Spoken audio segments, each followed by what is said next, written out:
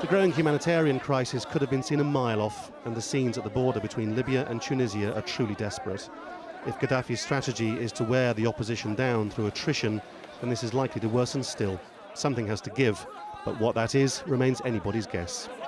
Lawrence Lee, Al Jazeera. Let's speak to AlJazeera's Jackie Rowland now, who is live in Benghazi, not far from Brega and Ajdabiya. Jackie, what are you hearing about the situation in those two cities? Well, it would appear that the fighting has been continuing. We were told by a spokesperson of the provisional authorities here in Benghazi that in fact 6 truckloads of volunteers had headed out from Ajdabiya towards Al-Breka to take part in fighting to try to repel the pro-Gaddafi forces. The latest reports that we've heard is that the rebels have in fact succeeded in retaking Breka. But I should stress that this is a fluid situation. I think it's fair to say that there is still a certain amount of fighting going on in that area. And as we speak, Jackie, we're watching live pictures from Ajdabiya where a number of people seem to have gathered there in the city. It's unclear, as you say, whether or not the city is under the control of pro-Gaddafi forces or of the anti-government forces. How nervous, Jackie, are the people in Benghazi about a Gaddafi counter-offensive, and how are they preparing for that? They've been preparing for some time, really, since the uprising began.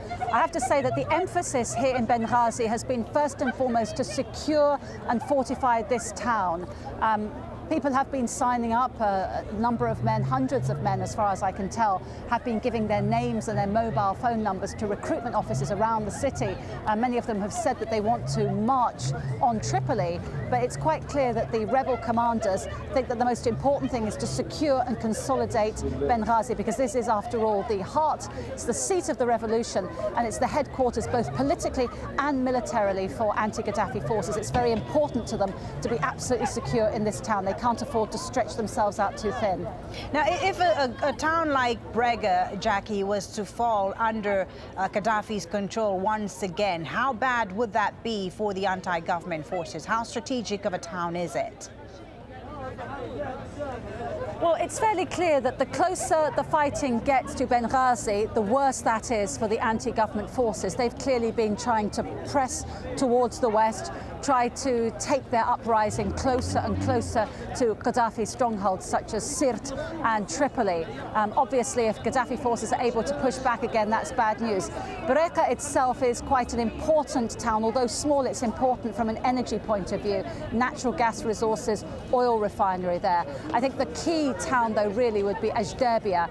If Ajdabiya were to be compromised, if Ajdabiya were to fall again to pro-Gaddafi forces, that would clearly be of serious concern to the leadership of the rebellion here in Benghazi, because basically Ajdabiya will be the last major town before Benghazi. But what we're hearing at the moment is that Ajdabiya, if anything, is sending reinforcements to Al-Breka, and the most recent information we had was that Al-Breka had been regained once again by anti-Gaddafi forces. And how are the pro-Gaddafi forces, how well are they equipped? I mean, there've been, of course, a number of defections in the army in the last week or so.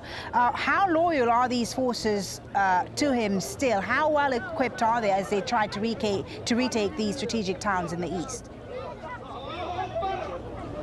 Well, in terms of loyalty, the way that it was described to me by a senior rebel commander a few days ago was that people who are loyal to Gaddafi generally fall into 2 categories.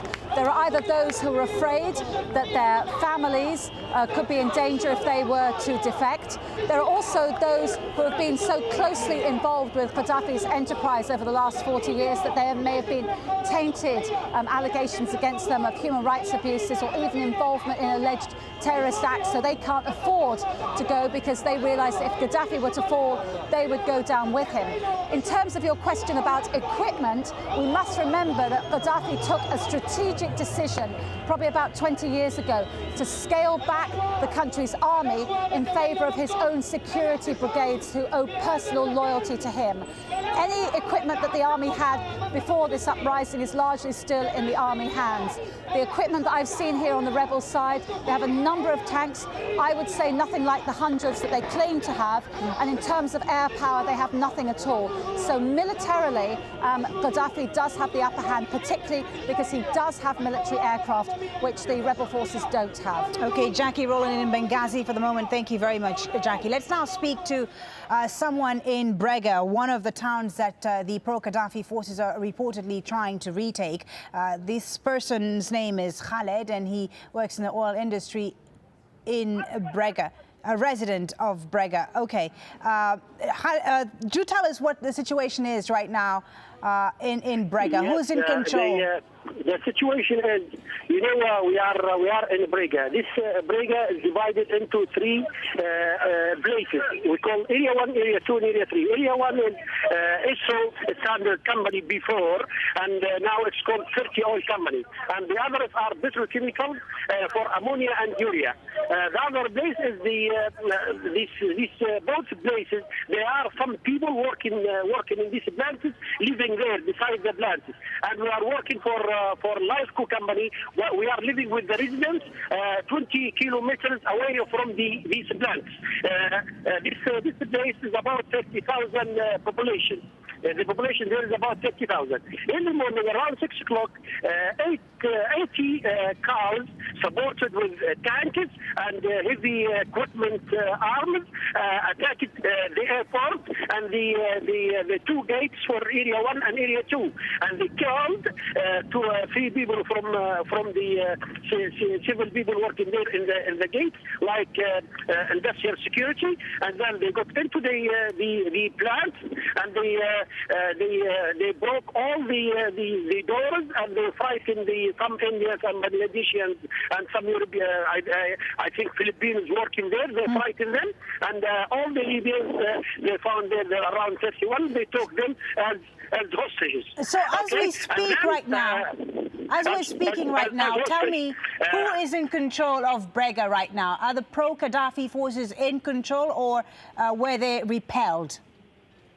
Yes, when we heard that, we from AlJazeera battle and area Brega battle, we gained some weapons, and we took them and we killed with the locals there.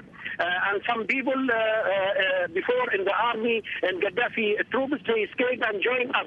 So when we heard that, we went there, we attacked them, and then they killed 15 men there, 13 man and 2 children, 1 girl and boy, and they destroy one building. They afraid maybe there's some 2 weeks ago we could arrest some people from Syrians, from the Niger and Chad, and some Libyans, and we keep them in that. But unfortunately, the colonel for that area, he said he is with us. But after that, we found a big conspiracy against the locals. So he let these people go out, and then he escaped to Tripoli. We attack these people in the gate. So they escape from us, and they got into the desert.